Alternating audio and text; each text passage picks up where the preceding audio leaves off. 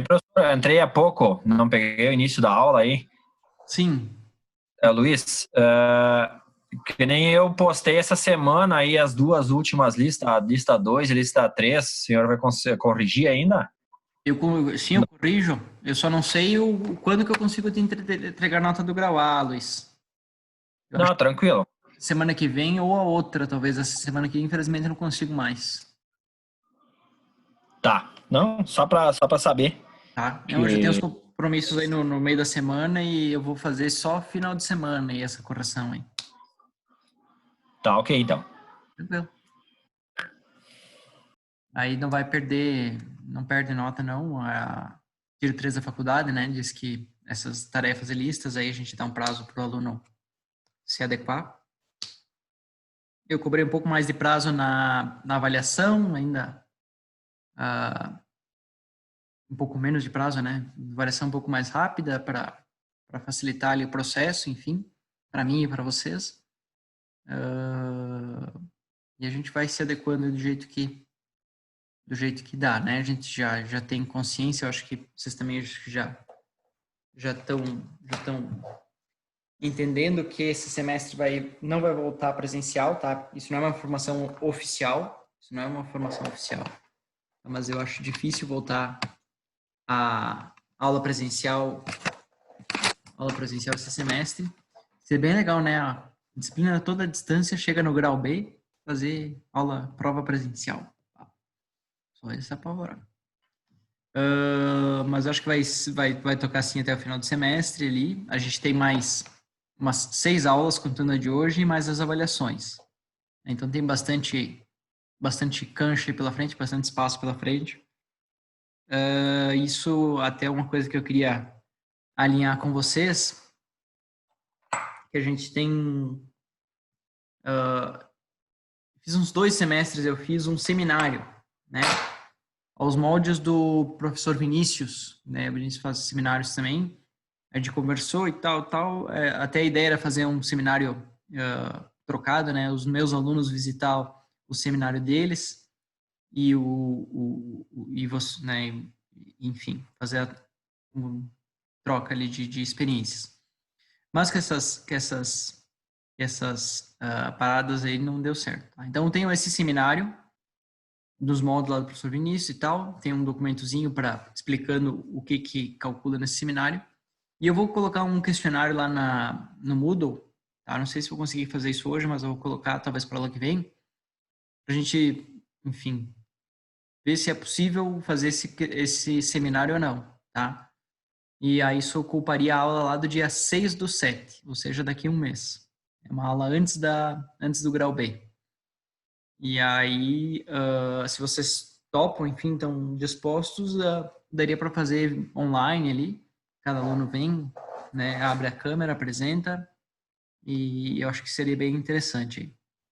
Eu não sei se vocês estão trabalhando ou não, mas esse seminário ele pode ser tanto algum assunto relacionado ao dia a dia empresarial, né, dia a dia profissional de vocês, com alguma relação com o processo de conformação, né, com o processo de conformação, ou pode ser uma busca de artigos científicos, tá? Porque artigos científicos já para preparar vocês para o TCC, vocês lerem artigos científicos, entenderem o que se trata, conseguir tirar alguma informação dele, tá? Isso vocês vão usar ali logo à frente no TCC. A ideia era só fazer uma apresentação, não fazer um trabalho escrito, tá? O que eu peço para vocês é um resumo da apresentação para entregar para os colegas, certo? Como se fosse um material, uma consulta, alguma coisa assim. Ou, isso aqui eu pesquisei em tal lugar, tu quer saber mais, tem em tal lugar, alguma coisa nesse sentido. Né? Então, fazer um resumo da apresentação, uma página, 2 páginas aí tá mais que suficiente.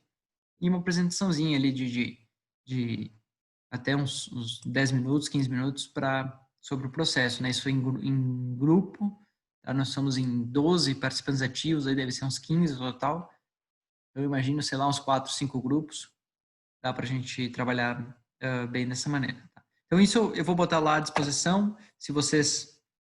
eu gostaria que vocês apresentassem, né? Mas, se vocês não têm disponibilidade e tal, a gente bota lá na votação para avaliar o que o que é mais adequado aí para fazer, certo? E isso entraria na nota aí do grau B. O Fagner perguntou aqui no chat, grau B a partir de trefilação, isso aí, tá? Então, todas as listas de trefilação, aquela tarefa de trefilação multipasses, tá? Entra tudo na nota de grau B, certo? Trefilação, extrusão, você já tem a lista lá também no Moodle.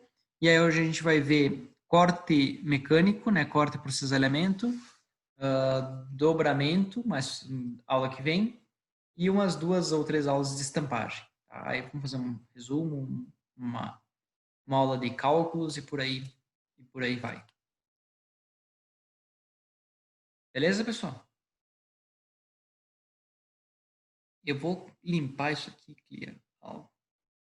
Até assim, eu não lembrava dessa ferramenta, mas tem aqui no... Vou tentar botar no chat. Tem aqui um yes or no no Zoom. Acho que não sei se todo mundo tem, mas vou botar aqui, ó.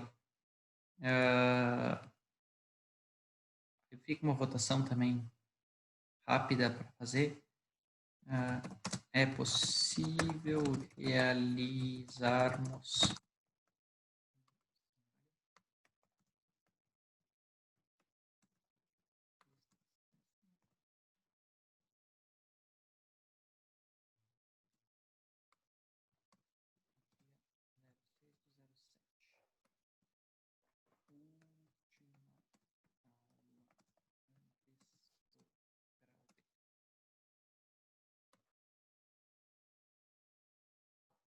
usar os botãozinhos aqui da yes ou no, eu vou responder o meu yes aqui para vocês verem. Para responder, tá? Enquanto isso a gente segue com a aula. Tem mais alguma dúvida, pessoal? Mais alguma colocação?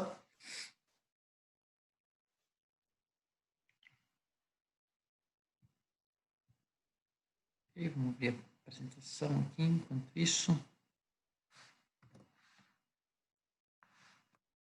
Eu vou botar lá no Moodle, eu acho, essa votação, porque fica mais... Vocês têm tempo de pensar também, assim, de sopetão. Não é fácil. Estampagem, corte.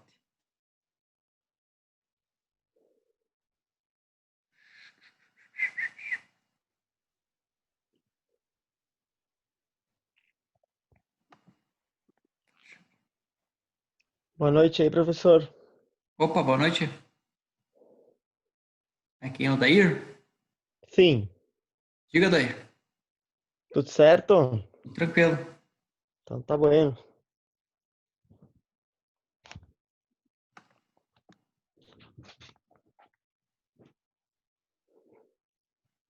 Tem alguma pergunta, Dair, ou só para dar um oi mesmo? Não, só para dar uma cumprimentada. Ah, então tá bom. Então, qualquer coisa, estamos aí. Bom, vocês já estão vendo aqui a apresentação, a aula de hoje. Tá? O que eu tenho de teoria disso aqui?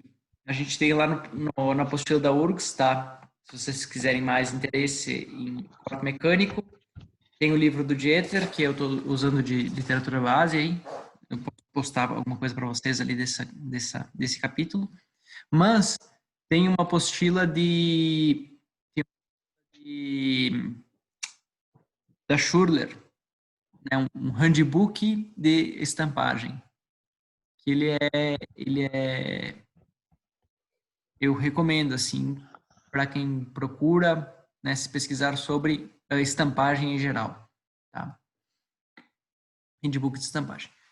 Então, essa parte de... Vou dar iniciar a apresentação aqui. Vocês estão vendo aí? Essa parte de final do curso, tá? Eu separo toda ela para chapas. Para chapas. O que é uma chapa? Uma chapa é uma geometria onde uma das dimensões é bem menor do que a outra, né? E essa dimensão menor é chamada de espessura, certo? Então, muitos processos se confundem forjamento com marcação, né? Um forjamento a frio, enfim, uma prensagem, com o processo de estampagem. Então, a chapa é definida com uma geometria onde uma dimensão ela é constante e menor do que as outras, chamadas de espessura, tá? Folhas, tubos, perfis são consideradas chapas, né? E a gente utiliza processos de estampagem para obter esse tipo de geometria. Tá? Embora, claro, né, você quer um perfil U, eu consigo laminar um perfil U, certo? Mas eu consigo um perfil U conformado a frio a partir de chapas laminadas. Então, lamino a chapa, corto e dobro para obter o meu perfil U. Tá? Embora esse caminho entre a matéria-prima e o produto final seja um pouco mais longo, tá? Ele se mostra economicamente viável. Tá? Ele fica mais barato às vezes que um perfil laminado. Por quê? Por causa dos grandes volumes de produção para o processo de fabricação de chapas. Tá? O processo de fabricação de chapas, volume grande, reduz os custos e aí reduz os custos de toda a cadeia. Tá? Bom, essa primeira parte, então isso a gente vai estudar em estampagem. Essa primeira parte de estampagem, a gente pega o corte mecânico, que é esse do cantinho aqui. Deixa eu abrir meu ponteirinho aqui. Beleza. Esse da minha esquerda da tela, não sei para vocês, esse superior aqui. O corte por cisalhamento. Tá? O corte por cisalhamento, ele é muito utilizado, já foi muito utilizado. Tá? Os cortes térmicos entraram forte ali para, de forma mais versátil do que o corte por cisalhamento. Tá? Mas ele ainda se apresenta como uma solução econômica. Ele é mais barato que o corte laser em grande volume. Tá? Em grande volume, o corte ele é mais barato que o corte laser porque não tem nenhum insumo. Tá? Nenhum. Tem a matriz, tem a punção que eles desgastam e quebram. Né? Mas na base ali você tem no mínimo uns 100, 300, 1000 ciclos até você trocar o teu punção e tua matriz. Então, para grandes volumes de produção, ele se torna barato, né? Mais barato que o laser, por enquanto. Tá? O laser está vindo forte, tem tecnologias de fibra ótica, né? Que reduzem ainda mais os custos da laser. Mas ainda o corte mecânico ele é muito utilizado para grande volume. Né? Então, você tem peças automotivas, peças de grande volume, é uma saída econômica. Tá? Eu fiz numa empresa, fiz um trabalho grande, pessoal, lá nós queremos reduzir custo. Redução de custo, estamos gastando muito com nossas peças. E aí a gente desenvolveu toda uma linha de produtos estampados, tá? Substituindo o corte, laser e dobra por ferramentas de estampagem, certo? Isso aí em pouco tempo se pagou. Isso que o volume não era nem tão elevado, né? Mas eles tinham muito corte laser e a gente fez uma sintetização, uma simplificação, né, dos produtos, porque quando você tem uma chapa, uma geometria 2D, você fica um pouco limitado, e quando você tem uma superfície estampada, você tem um pouco mais de liberdade para criar, né? Peças que eram 3 milímetros de espessura, a gente baixou para 1.2, 1.5, né, com o processo de estampagem. Então, é um processo assim que se você quer reduzir custo, vale a pena dar uma pesquisada, vale a pena dar uma estudada. Tá? Bom. Esse processo de cisalhamento, ele não é um processo de conformação. Tá? Que, embora ocorra uma deformação aqui do teu material, uma deformação bem localizada, tá? Esse processo ele se caracteriza pela separação, certo? Ele está bem mais com o processo de usinagem do que com o processo de conformação.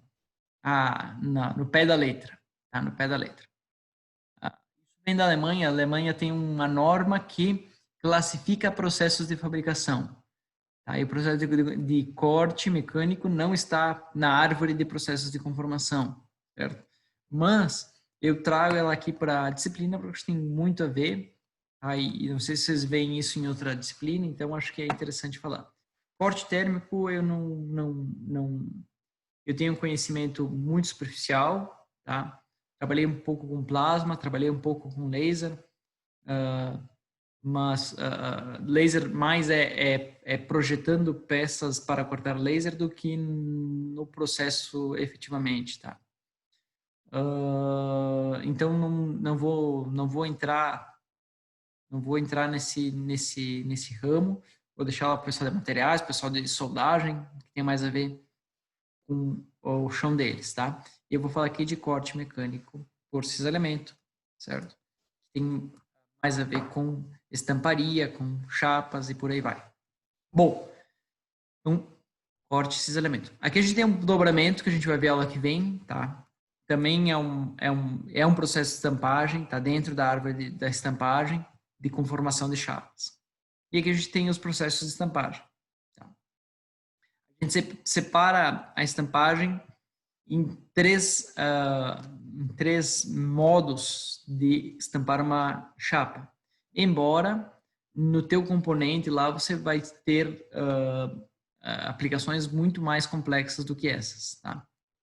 A gente tem estampagem profunda, estinamento e flangeamento. Certo? Não, aula que vem a outra, quando a gente fala de estampagem, a gente vai falar a diferença entre esses processos e o que muda na consideração dos cálculos e tudo mais. Tá? Também vou deixar para a gente falar lá na frente. E aí, com corte, dobra e estampagem, tá? A soma desses três processos, a gente consegue inúmeros produtos. Tá? Desde a área automotiva, da branca, eletrodomésticos, linha branca, né? Geladeiras, fogão, ar-condicionado, lavadoras, lava-louça, lava-roupa, tudo tem peça estampada dentro. Tá? Tudo tem peça estampada e não é pouca, né? Mas um volume considerável de peça estampada. Tá? Avaliando a resistência, né, a relação entre resistência e custo, o aço a baixo carbono ainda é uma forma mais barata de cobrimento. Tá? É uma forma mais barata para você cobrir qualquer coisa. Por isso que geladeiras, fogões, máquinas de lavar, né, vêm todas com aço, né, aço carbono, certo? Você paga um pouco mais, vem com aço inox, mas com aço carbono. Tem a tela sul. A tela sul é ali no trevo entre Bento e Garibaldi, ali. Farroupilha Bento e Garibaldi, trevo em T. Bem no braço ele tem a tela sul. A tela sul faz móveis em chapas de aço, certo? A baixo custo para classes E e D, né? E e D, certo? Então, um móvel de madeira, não é tão caro, mas ela só conseguiu um produto mais barato utilizando chapa de aço. É um produto caro, então tem esse controvérsia. Então, a relação resistência e custo, a chapa ainda ela é muito barata. Ela é barata, ela vale a pena. Então, aqui é aeronáutica, aqui é a linha branca, certo? Traseira de um fogão, eu acho que é. Ou de uma lavadora, não me lembro. E aqui tem uma prensa aí estampando peças, tá? A gente tem ferramentas progressivas, porque não é fácil você tirar a peça que você quer numa batida só, né? Então a gente vai fazendo operações para obter a peça desejada, tá? Então, aqui em cima a gente começa da esquerda, que é a chapa lisa, que a gente chama de blank, faz a furação, faz o flangeamento, certo? Faz o recorte, certo? E vai andando aqui na matriz, faz essa prensa aqui, nesses 4 pontinhos aqui. Processo de dobramento em várias etapas, né? 1, 2, 3, 4 etapas para o dobramento. Depois aqui mais 1, 2, 3, 4 etapas para o dobramento. Tá? Dobramento da peça. E depois a furação lá na aba e provavelmente uma calibração exista também no final aqui do teu produto. E lá a última etapa é o recorte dessa porção aqui que liga uma peça na outra. Tem um nome específico, me sumiu agora. Mas lá no final, a última etapa é o recorte dessa porção aqui. Tá? Peça por ferramenta progressiva. Cada estágio faz uma operação. Aqui embaixo tem um ao contrário, tá? Da esquerda para a direita. Também, esse furo aqui é o furo de passo, né? Onde é que ele vai guiar a tua ferramenta. Esse furinho aqui, então ele tem um motivo de estar ali. Esse recorte também tem um motivo de estar ali, né? Ele segura a peça e ao mesmo tempo ele tem esse zigue-zague para permitir o escoamento da peça para dentro da matriz no processo de embutimento. Então aqui tem um processo de embutimento que puxa a chapa, tá? E esse zigue-zague tem essa geometria para deixar a chapa ser puxada, certo? Deixar a chapa fluir. Então, aqui, beleza.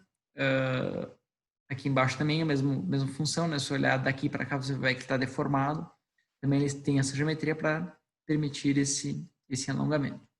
Tá? Também o processo de estampagem, né? Fazendo a chapa copiar a forma de uma matriz e lá no final o processo de furação, né?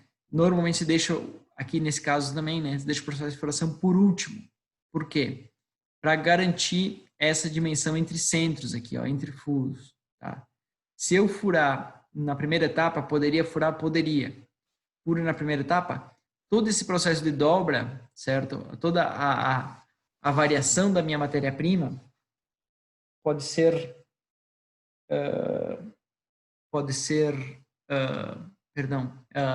influenciar a posição do furo, tá? Posição do furo. Então aqui a gente tem esse recurso de furar no final da ferramenta progressiva, garantindo a dimensão entre os furos. Aqui é a mesma coisa. Se eu furar aqui, além de não garantir, ele vai alongar esse furo, vai tornar ele oblongo, enfim, oblongar ele devido à deformação do material, então a gente deixa para fazer a furação no final. Tem o Emerson ali, que eles fazem um processo mais econômico, no sentido de menos ferramental, certo? E esse processo de corte, eles fazem numa laser 3D. Tá? Se eu estiver mentindo, Emerson me tira da palavra. Mas, não, é isso aí mesmo. É isso aí, professor. É isso aí, não é mentira. Não, para reduzir investimento em ferramenta de corte, faz só as de repuxo e de flangeamento. E o corte faz tudo no 3D. É isso aí. Então, é uma opção também, né? Uma opção também. Porque esse tipo de ferramenta, eu acho que o Emerson também, se quiser complementar, esse tipo de ferramenta, ele dá uma produtividade boa, mas ele tem um custo elevado de material. Tá? Você gasta muito material, muita sucata é gerada nesse tipo de ferramenta. Tá? Porque esse espaço, que se fosse um processo de laser, você poderia talvez encaixar as peças, certo? Nesse processo ferramental, você perde isso que vira sucata. Tá?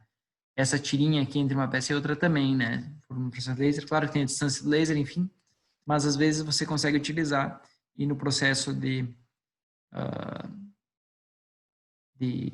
ferramenta progressiva, ela vira sucata. Então, essa ferramenta precisa de um volume muito grande para ser justificada, né? Como o Emerson falou aí, para reduzir investimento em ferramental, já se usa até laser 3D. Tá? Então, bom, isso aqui... né, o que a gente precisa para o processo de corte? Avaliar qual é a precisão necessária. Tá? A gente vai ver que... Te mandei um vídeo. Desculpa, tá no privado. Eu vi que tu mandou no WhatsApp ali também alguma coisa, o Emerson. Tá. Eu só vou me organizar, depois a gente dá um jeito de jogar para cá pra gente visualizar legal. Bom, voltando. Operação de corte. Precisão necessária, tá? Porque a gente vai ver que o furo, devido ao estouro de chapa, ele tem uma diferença considerável nas dimensões. Eu estava procurando antes da aula e não achei, tinha uma sucata de uma ferramenta que a gente fez em chapa meia polegada, né? 12,7 milímetros. Eu não achei, tá? Infelizmente. Mas tem umas imagens aí, dá pra gente avaliar pelas imagens, até fica melhor do que mostrar assim na câmera. Mas vocês vão ver que o furo, ele inicia num diâmetro e termina no outro diâmetro, devido ao chamado estouro de chapa. Tá? Então, isso é um problema para processos de corte, certo? Embora, se você considerar um diâmetro lá do final, você tem uma precisão muito boa, né, no processo de corte. Às vezes, a variação da peça está no posicionamento. Aí, o posicionamento, sim, você pode ter variação, né, porque às vezes é manual, enfim, uma operação depende da outra, mas o diâmetro do furo cortado por cisalhamento, ele tem uma precisão bem interessante aí. Sei lá, na ordem de 0,3, 0,4 milímetros, tá? De variação. Então, é uma precisão legal para grande parte das aplicações, é uma precisão boa. Sequência das operações tem que ser avaliada, né, na hora de fazer um ferramental desse tipo. Distribuição dos recortes necessários na chapa. Controle do passo de avanço, né? Então, você tem aquele furinho lá que vai controlar o passo da ferramental. As forças que a gente vai calcular, tá? A configuração do ferramental que a gente vai calcular também. E a seleção da máquina para cortar o blank. Tá? Pode ser em tira, sliter ou pode ser em guilhotina.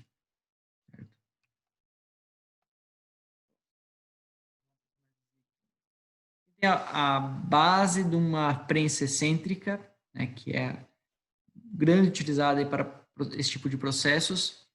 Eu tinha um videozinho, eu vou ter que procurar. Eu tinha um videozinho de uma prensa assim com alimentador funcionando para vocês verem a velocidade de produção, né, que esse tipo de equipamento consegue ao atingir, mas 80, 100, 120 batidas por minuto.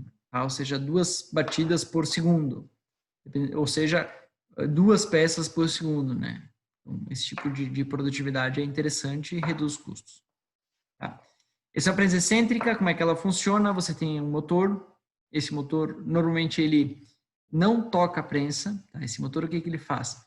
Ele mantém em rotação, tá? Mantém em inércia o volante. Então, esse motor só mantém esse volante girando, certo?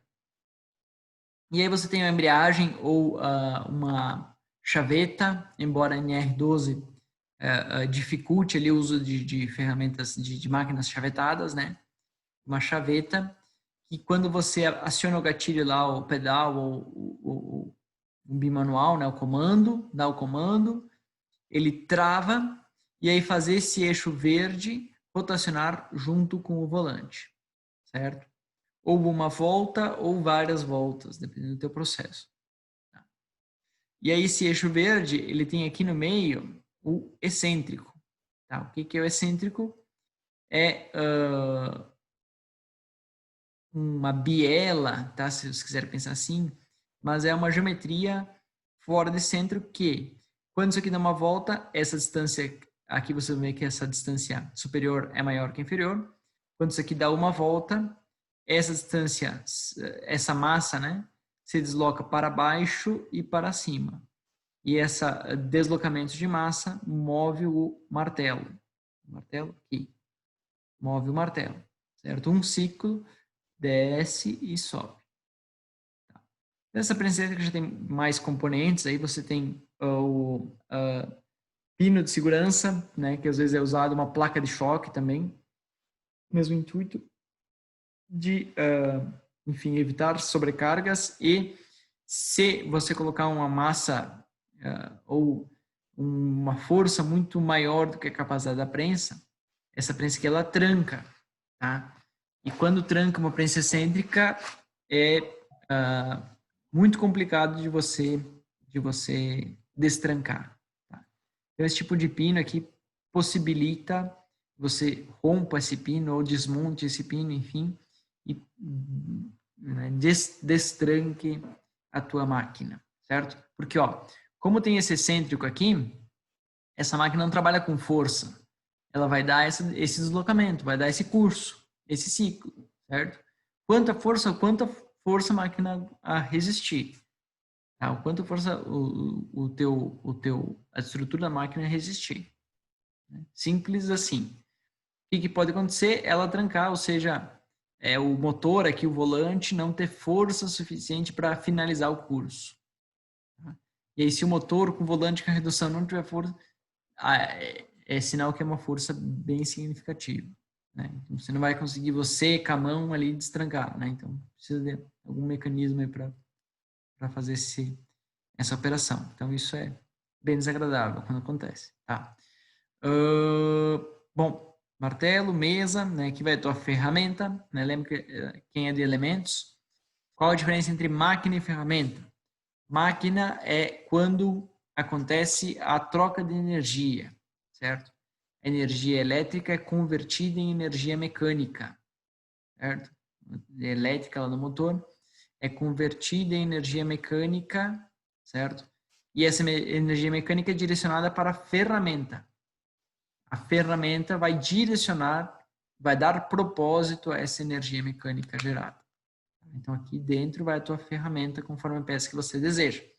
E para automatizar esse processo, você pode instalar um alimentador. Né? Você bota a tira aqui, ó, tem rolinhos ou aquela que tinha um cilindro que alimentava.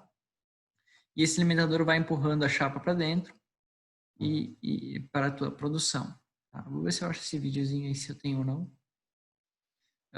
Linha de corte com prensa de alta velocidade, tá? 120 toneladas.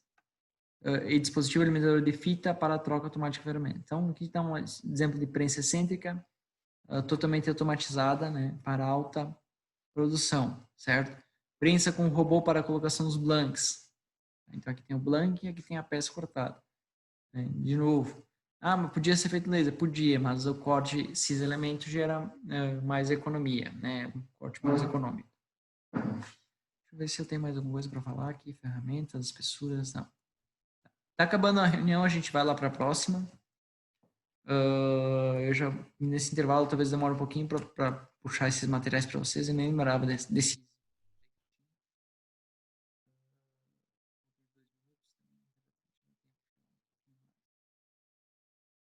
Professor, dá para usar prensa hidráulica para corte mecânico?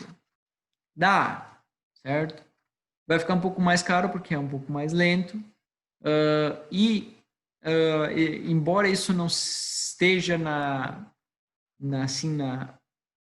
ponta do lápis escrito na literatura, é observada uma força maior, tá? Na prensa hidráulica do que para a prensa excêntrica. A dinâmica do processo, certo? A velocidade com que o processo acontece influencia no corte, tá? Influencia na deformação que esse corte vai apresentar, certo? Na força necessária para o corte. Então, a prensa de alta velocidade, a hidráulica, a excêntrica ou até a fricção são mais eficientes para o processo de corte, tá? E a hidráulica funciona, é bastante utilizada, mas ela é um pouco mais demorada o processo, tá? Essa que é a questão principal. É a mesma relação de você prensar o dedo na morsa ou de você dar uma martelada no seu dedo, certo? Então, o martelo, com pouca massa, você consegue uma força significativa. E na morsa você tem que ter um mecanismo ali para multiplicar a força. Então, é mais ou menos essa a ideia. Aqui você tem impacto, você tem uma aplicação de força diferenciada. Na teoria, não tem nada que comprove isso. Tá? Na teoria, a velocidade não influencia no corte. Mas, na prática, com quem a gente fala, a gente observa. E eu já, várias ferramentas, troquei de uma prensa para outra. A gente observa uma força maior na hidráulica, né? Dependendo da aplicação. Né?